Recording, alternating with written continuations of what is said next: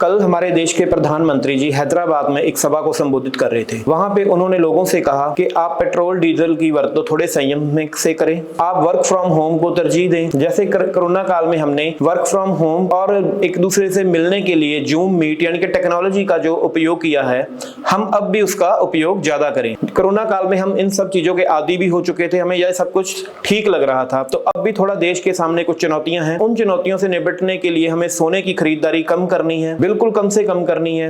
विदेशी ब्रांड को ज्यादा ना खरीदें। इसके पीछे जो रीजन है, तो मोदी जी ने बताया कि विदेशी मुद्रा भंडार है जो हमारा, उस पे मैक्सिमम खर्चा जो ऑयल इंपोर्ट और सोने में होता है। अगर देश के सभी लोग एक साल के लिए थोड़ा संयम बरतेंगे तो हमारे पास पर्याप्त विदेशी मुद्रा भंडार मौजूद रहेगा। ये किस तरफ इशारा करता है?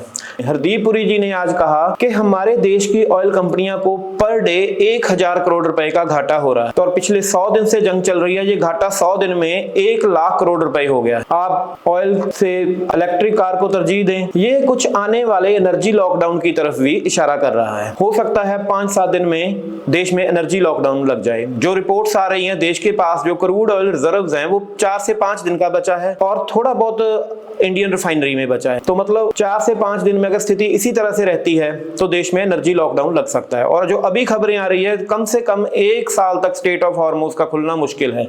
और प्रधानमंत्री जी ने भी 1 साल की ही बात की है। जंग इसी तरह से चलती रही तो एनर्जी सेक्टर पे पूरा प्रेशर आएगा, कीमतों में बहुत ज्यादा उछाल आएगा। जो बाहर से चीजें हम इंपोर्ट करते हैं, जो इजराइल, जॉर्डन या इन देशों से जितनी भी चीज आ रही हैं, उनकी खरीदारी कम करनी चाहिए क्योंकि उनके रेट्स बढ़ेंगे, उनकी डिमांड और सप्लाई में फर्क पड़ रहा है।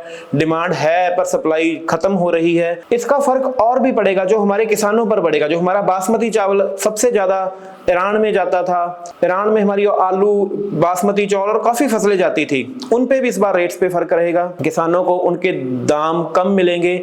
और प्रधानमंत्री जी ने फर्टिलाइजर का भी कम उपयोग करने की बात करी है। उन्होंने कहा कि नेचुरल खेती की तरफ जाएं क्योंकि फर्टिलाइजर है वो भी हम बाहर से मंगवाते हैं।